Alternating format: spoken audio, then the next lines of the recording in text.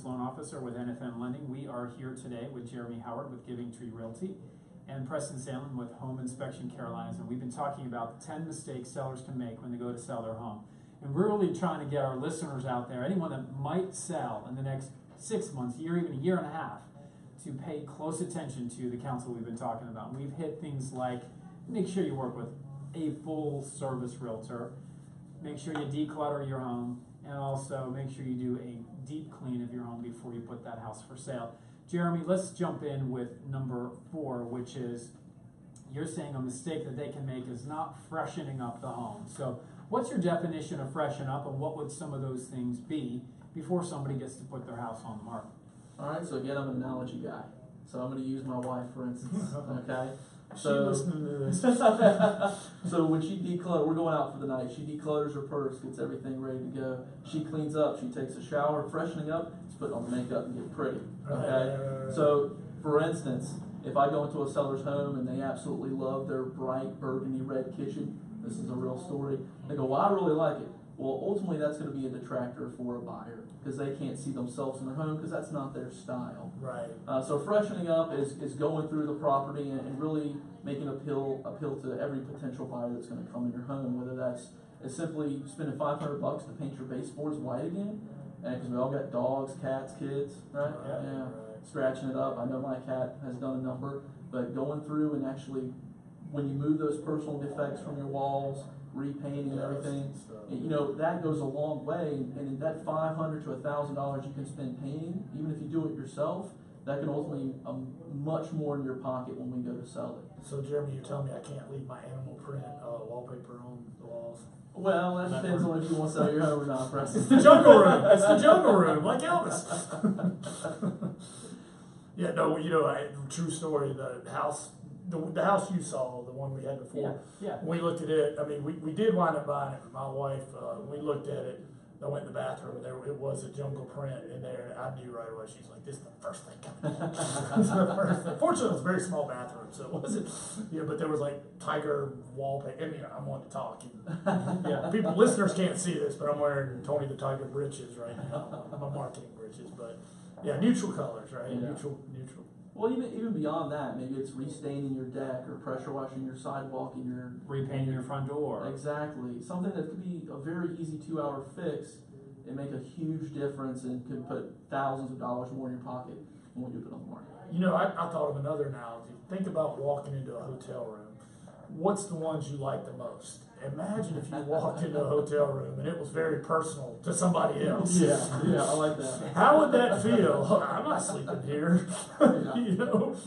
Very cool. Good analogy there. So, all right. So freshen up the home. I think we've gone through quite a few examples. There's a lot of things that I would assume that when somebody's ready to sell their home, Jeremy, they would be able to sit down with you and walk through all these steps so that you can help them avoid these mistakes. So, all right. So if you're just tuning in, you're listening to Rush Hour Radio. If there's anything that you hear of interest and you want to talk with Jeremy, Preston, or myself, you can call me or text me at 704-277-4463. That's 704-277-4463. All right, let's move to mistake number 5, which is maybe not considering staging your home. I guess maybe not everyone needs to stage their home, but why don't you talk to our listeners about what you believe staging is, and then maybe some of the things that they should consider. Okay, well, staging is positioning the furniture in your home to maximize the flow so a buyer can really understand the full layout. And of course, buyers in this market are looking for more open concepts. So this goes back to the decluttering, moving that furniture out and really opening up a room so a buyer can really visualize themselves living in it. I say simple is better. Got it. And you know, it depends on the price point on if you need to stage your home or not. There are some price points, leave the dang thing empty, don't spend the money doing it. The home's going to sell because of the price point, neighborhood, and the way we've got it marketed already.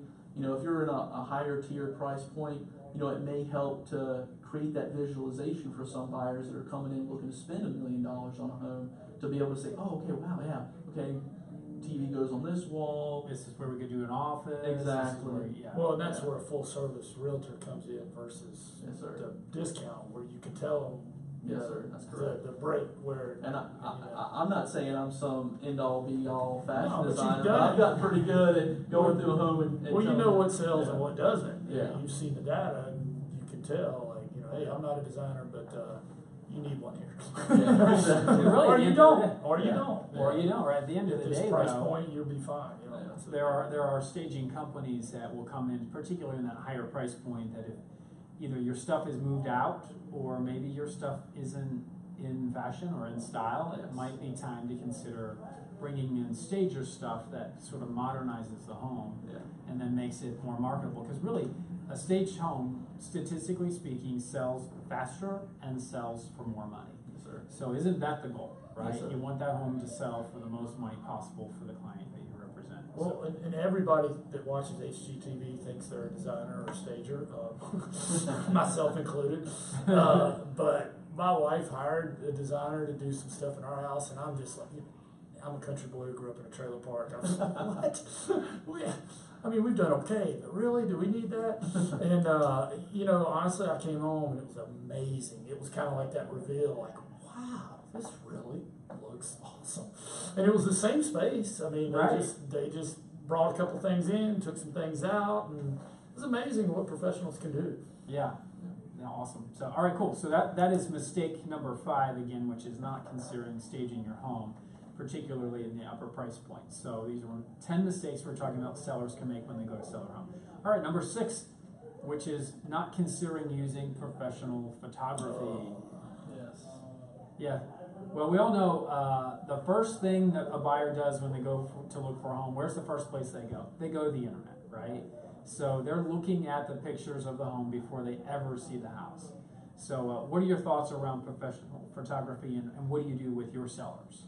So no matter what package I'm offering to a seller, I always get professional photography because I'm really good at negotiating and marketing your property online. I'm not really good at taking pictures and editing those things.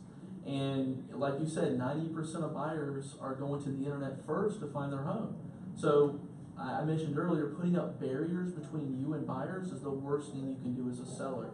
And it's a good investment to get those pictures taken by a professional who's going to edit them. And that way, it's, again, I like those analogies. You're on a dating website. Maybe a girl who's got her professional photos done. Oh man, I'm going to click on this. Yada whatever. But it really makes a huge difference because ultimately they're making that That's decision. better than the one I had. Do you airbrush too? It's because ultimately they are going to make that decision whether they want to see your house in person based upon the pictures online. And I'll be honest, I've in my personal life, when my wife and I are looking around at a house, I go, oh God, this looks like this doesn't look very good, you know. And I said, well, honey, let's give it the benefit of the doubt.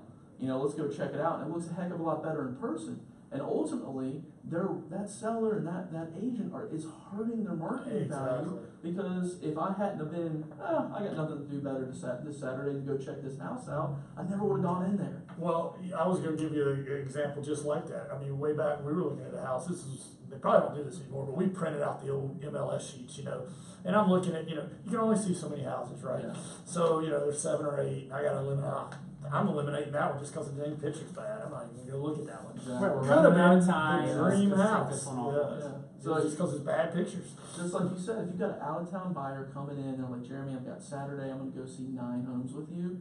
And ultimately, the person who didn't get those professional photos taken would have been that 10th home, and that's eliminated because of that, and it could have been a really great home for them. I'd really hate to see someone fall into that trap. So. Perfect. All right, so I think that covers number 6, which is really a mistake that people can make, is not considering professional photography. So, all right, let's go to number 7, not getting pre-qualified or even pre-approved before they list their home for sale. So this is kind of my topic, isn't it? Yes, sir. Yeah. So, well, we've got a couple of minutes here before we take a break. Well, first of all, I remember several years back, a realtor that I've worked with over a number of years said, hey, I'm getting ready to list this home for sale down in the Monroe area for these sellers. They want to move up, buy a different home, and I'd like you to get them pre-qualified before we put the house on the market. And I said, okay, sounds good. So I called the guy, took his application, job history was fine. We were going to get money from the sale. Everything looked really good as far as I could see. So I took the application, my team entered it, or we entered it, we pulled the credit, and the credit score came in like 400 something. Ooh. Now, this guy was like literally ready to put his house on the market and go out and buy another house. And so I called the realtor back and I said, hey man, I just wanted to follow up on, you know, the such and such file here. I said, there's no way they're going to buy a house. I said that the score's way too low, and whatever the credit issues were, it was going to prevent that guy from buying anytime soon. I said, I'm really glad that you sent him my way now, because imagine if you had put the house on the market, gone under contract, right? You're spending nights and weekends with multiple offers and trying to get all these bids negotiated and everybody handled, and we start that process, and now I say, oh, guess what? He could have literally gotten all the way to the point where he closed on his house and said, okay, now I'm going to go find something else, and he would have been out of a home and in a I'm rut. not sure he could get an apartment with 400. Right. Exactly. So he could have been in an apartment at that point. So it just was really smart. So, and there's a difference between getting pre-qualified and even pre-approved, because today in our competitive housing market, there aren't many houses for sale. So if you're thinking about selling your home, you kind of need to go through the underwriting process, turn on all your paperwork, and have your loan approved. Because the minute your house goes under contract, you literally have to turn around and then bid on another house, and you need to be financially ready. You need to have that approval in hand, because most agents today, if there's 6 or 8 offers, they're pushing out all the ones that say pre-qualified to the side, and they're focusing on the ones that they know have been through underwriting. It's just common sense. Why would you take a risk on somebody that hasn't gone to the effort to get all the way approved instead of just, you know, a phone call pre-qual? So definitely a big difference between the two. It's critical that you get fully pre-approved, but you should be doing all of this before you ever put your house on the market. Cool. So we're going to take a quick break. We still have 3 more mistakes that sellers can make before they sell their home. You're listening to Resh Air Radio. I'm your host, Chris Reshitar. Stay tuned. We'll be right back.